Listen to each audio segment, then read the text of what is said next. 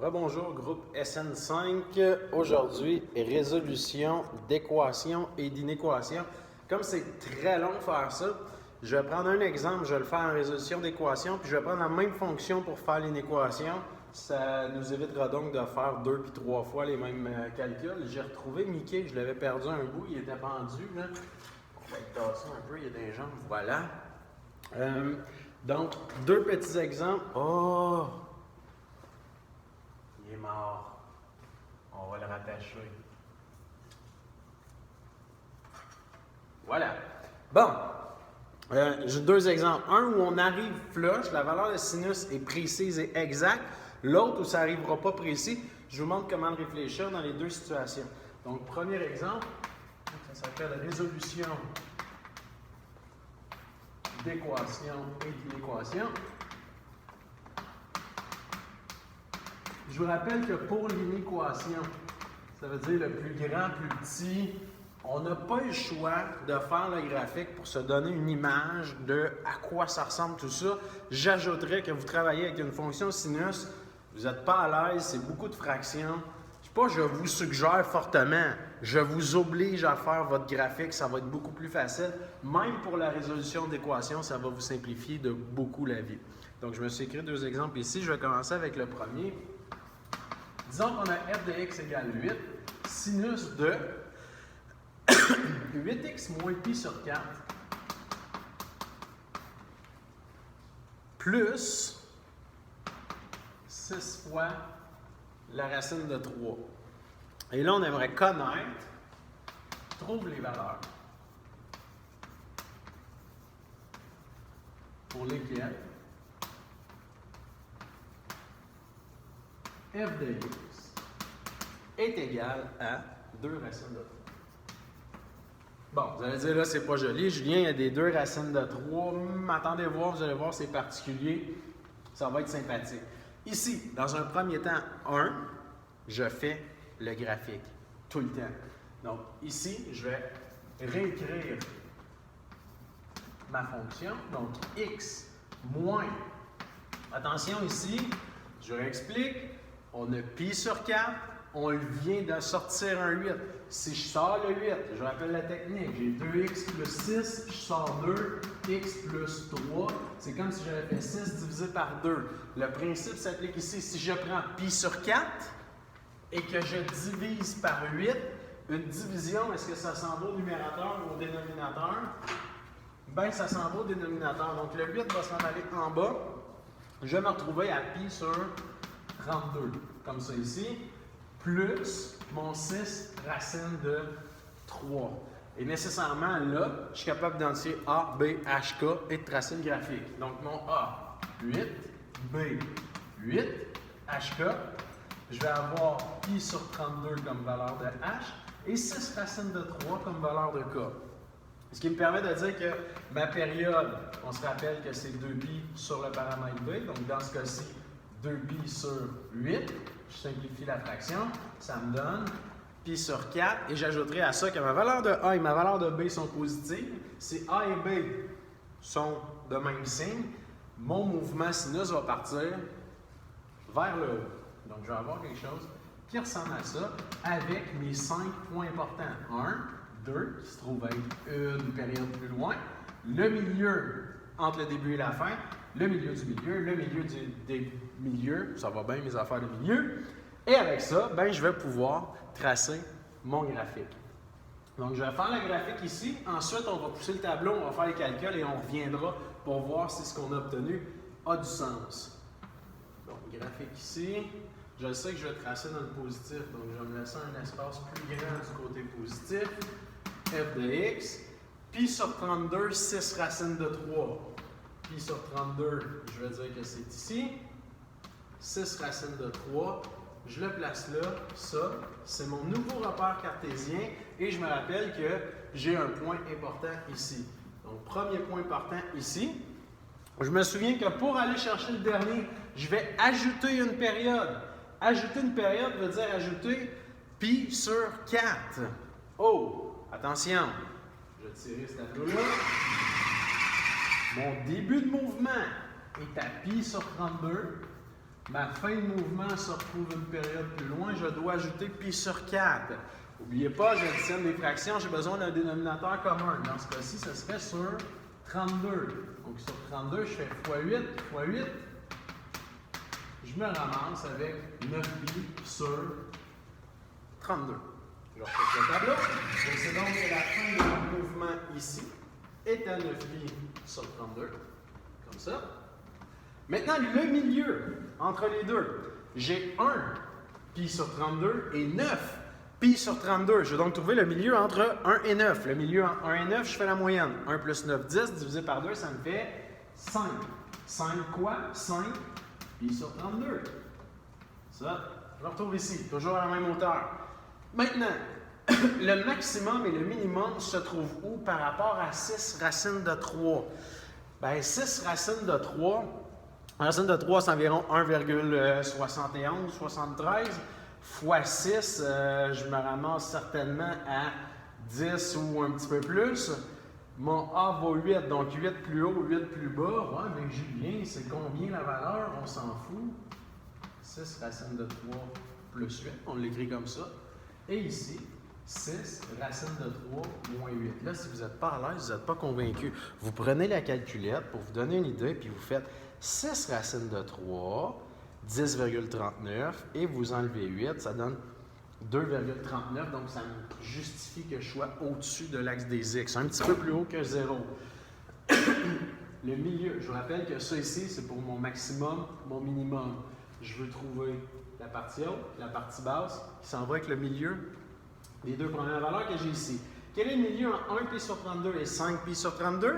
Le milieu entre 1 et 5, 1 plus 5, 6, divisé par 2, ça fait 3. Donc 3 pi sur 32. Et ça correspond au maximum de ma fonction, c'est-à-dire à 6 racines de 3 plus 8 que je viens de trouver. Même chose pour le milieu entre les deux derniers, lui ici. Le milieu entre 5 pi sur 32 et 9 pi sur 32. C'est le milieu entre 5 et 9. 5 plus 9, ça donne 14, divisé par 2, 7 pi sur 32. Et ça représente le minimum de ma fonction. Je sais donc que j'ai quelque chose, un mouvement, qui fait ça comme ça. Et maintenant, je suis prêt à répondre à ma question. Ma question qui est, pour quelle valeur de x, f de x est égal à 2 racines de 3? Bon, c'est combien ça, 2 racines de 3? On a dit que racine de 3, c'est environ 1,7 fois 2, ça va être environ 3,4. On va le calculer précisément.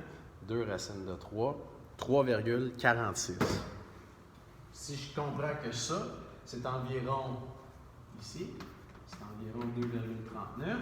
3,46 va être légèrement au-dessus. On va le placer ici.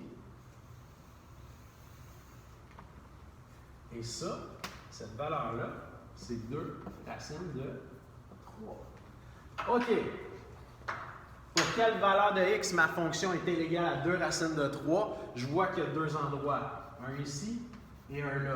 Les deux réponses que je vais trouver, la première se situe entre 5 pi sur 32 et 7 pi sur 32.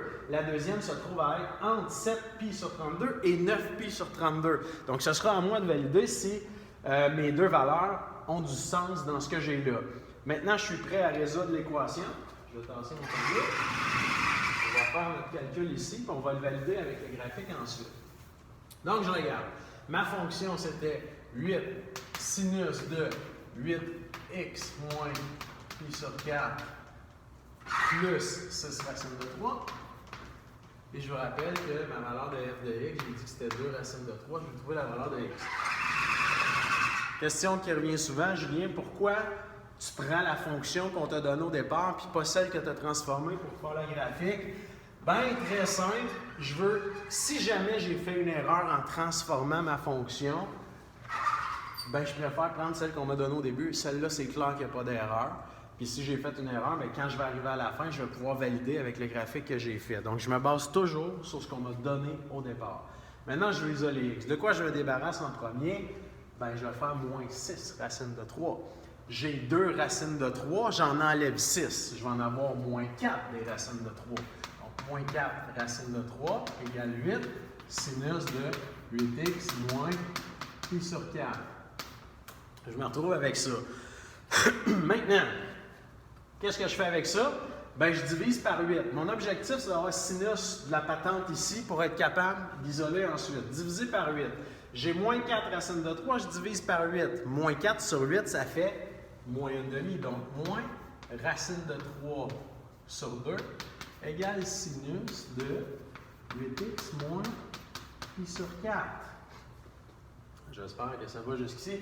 Là, j'en ai souvent qui me demandent, rendu là, « Ouais, mais pourquoi tu divises le 4 puis pas le racine de 3? » Pendant un petit peu, jeunes gens, quand vous faites 2x puis que vous le divisez par 2, vous faites 2 sur 2 égale 1x. Vous ne faites pas 2 divisé par 2 et x divisé par 2. C'est le même principe ici. Votre racine de 3 devient comme votre valeur de x. Donc, je me retrouve ici. Et là, la question qui tue, c'est le bout plus complexe. La plupart, vous iriez me dire, ben si je veux isoler ça, j'envoie mon sin de l'autre côté, je fais arcsinus. Arcsinus qui est comme sin moins 1 sur votre calculatrice. Je vais faire sin moins 1 de ça, puis je vais trouver ma valeur. Bon, deux choses. 1. Ta calculatrice, c'est 100 degrés ou en radian? Parce qu'elle devrait être en radian. Je travaille avec une fonction trigonométrique, je la veux en radian. Mais la question intéressante, ça ici, là, ça. Et là, vous allez me voir, je vais être fatigué avec ça. Ça représente un angle en radian. Je veux que vous en soyez conscients. Le sinus d'un angle est égal à moins racine de 3 sur 2. Je vais l'écrire d'une autre façon.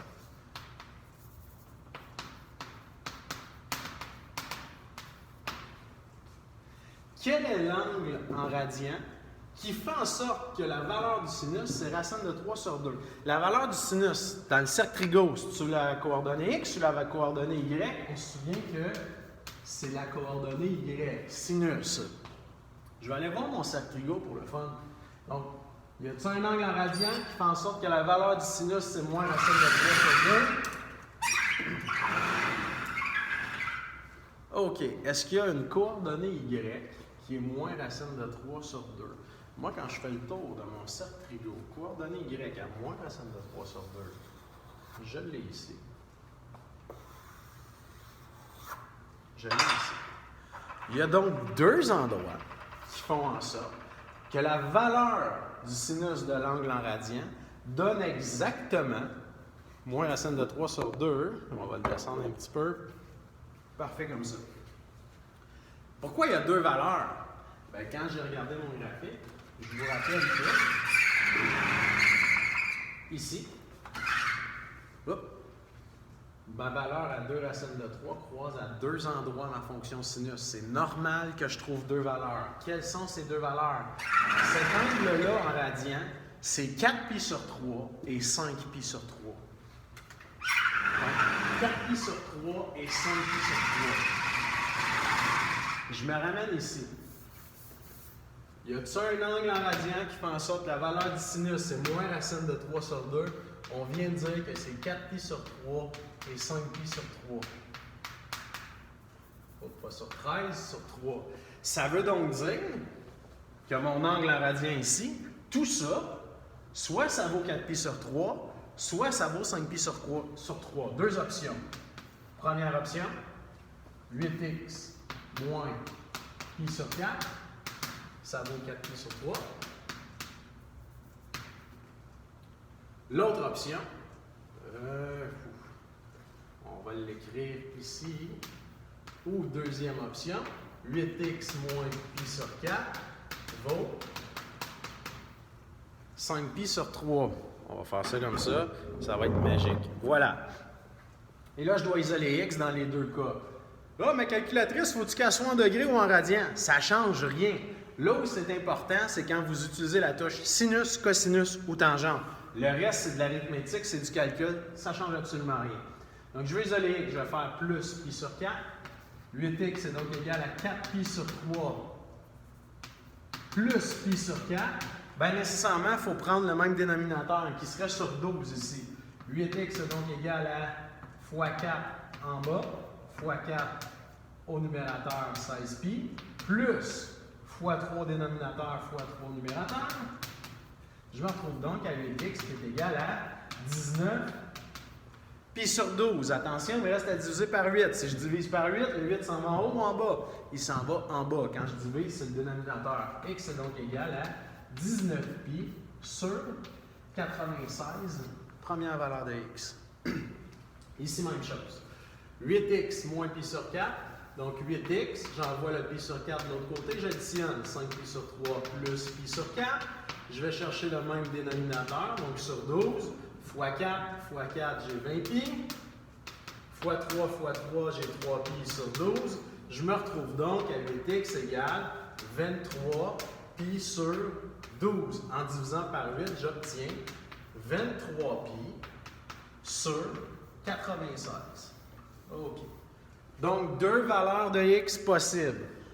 19 pi sur 96 et 23 pi sur 96. Là, je vais aller voir mon graphique.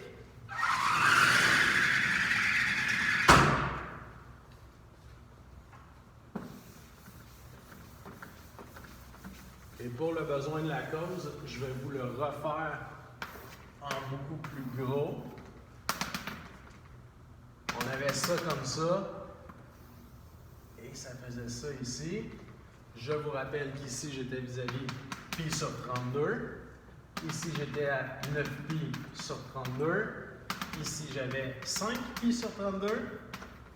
Et ensuite, vis-à-vis le maximum, j'avais 3 pi sur 32. Vis-à-vis le minimum, j'avais 7 pi sur 32. Et moi, ce que je cherchais, c'était ces deux valeurs-là ici. Là, je viens d'obtenir que ça et ça, ce serait 19 pi sur 96 et 23 pi sur 96.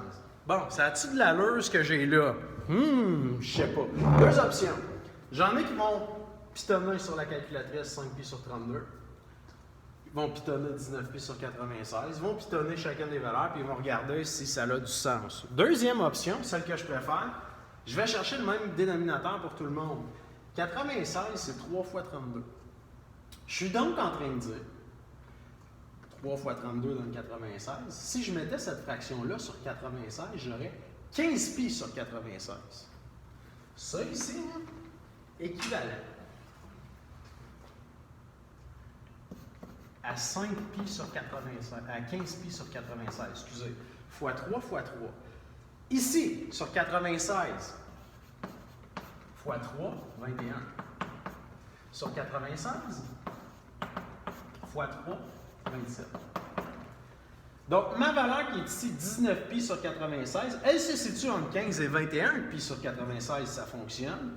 Mon 23 pi sur 96 se trouve entre 21 et 27 pi sur 96. Ça confirme que j'ai les bonnes valeurs lorsque j'ai fait ma résolution de l'équation. Donc, super important. Un, je fais le graphique. Deux, je veux... deux. Là, je dis, on fait le graphique. Là. Évidemment, il faut la replacer correct dans le sens du monde, trouver nos points importants, faire notre graphique. Ensuite, on vient résoudre l'équation. Quand on résout l'équation, la partie importante, c'est lorsque vous arrivez au sinus d'un angle en radian. Donne ce que j'ai de l'autre bord. Je vais voir mon cercle trigo tout le temps. Ouais, mais non, va voir tout le temps. On va aller voir un cercle trigo. Vous me faites sin moins 1 de ça, vous me donnez une réponse en décimale, je ne veux rien savoir. Ça donnerait moins 0,707. Pas vrai, on s'entorche. On veut une valeur exacte, c'est ça la valeur exacte. Et là, je travaille, je sais donc que l'angle ici vaut 4 pi sur 3 ou et 5 pi sur 3 et j'isole x dans les deux situations. Je vais valider sur mon graphique pour voir si tout est beau et j'ai mes deux valeurs. Attention, il n'y a pas juste ces deux valeurs-là. J'ai dit trouve les valeurs. Les valeurs, je vais dire, ouais, mais il y en a deux. Oui, d'accord. Mais il y en a une infinité de valeurs. N'oubliez pas une chose. Cette période-là se répète ici, se répète là, se répète là. Elle se répète de l'autre côté également, dans la tête de Mickey. Elle se répète constamment. Ce qui veut dire que vous allez avoir une infinité de valeurs qui sont égales à votre fameux, ici, 4 racines de 3, si je me rappelle bien. Non, c'était 2 racines de 3. À votre fameux 2 racines de 3. Il y en a une infinité. Il faut donc toutes les nommer. Ouais, mais je ne peux pas nommer tout ça. Effectivement. On va juste dire x égale Je rappelle que quand vous nommez des valeurs de X, ça vient toujours entre la chose que vos profs de français appellent des accolades. Moi, j'appelle ça des moustaches, c'est plus feng shui. Donc, entre moustaches, on nomme. Je nomme mes deux premières valeurs que j'ai trouvées. J'avais quoi? J'avais 19 pi sur 96. Ici, j'ai 23 pi sur 96. Et je vous rappelle que ça va revenir à chaque multiple de période. Elle était de combien, ma période? Ma période, elle était de pi sur 4. Ou si vous préférez, 8 pi sur 32, mais c'est la même chose. Donc, cette valeur-là se répète à chaque multiple de pi sur 4, plus pi sur 4n. Ouais, mais pourquoi tu écris n, Julien? Parce que c'est un nombre de bons. Si je pars de 19 pi sur 96 et que j'ajoute 1 pi sur 4, je vais retrouver ma deuxième valeur. Si j'ajoute 2 pi sur 4, on va me trouver à l'autre valeur. Si j'ajoute 3 fois le pi sur 4, je vais me retrouver à l'autre. Je pourrais aussi enlever des périodes. Je pourrais enlever une période, moins 1 valeur moins 2. Est-ce que je pourrais faire n, qui est comme le nombre de bons, est-ce que je pourrais faire 1,8 bons? Pas du tout. Pas faire 1,8 bons. Si je fais 1,8 bons, ben, je suis dans le no man's land, ça ne marche pas. Là. Je suis dans le néant. Donc, pi sur 4n, tel que n appartient aux entiers. C'est important d'écrire cette partie-là, qui veut dire que votre nombre de bons va être un entier. Je ne pourrais pas faire 1,2 bons. Donc, petit truc, je n'utilise pas n pour rien. N, petit truc, né. On écrit né et ça fonctionne tout le temps. Et je viens de résoudre mon équation. Vous voyez que c'est long. Je prends la même chose pour l'inéquation.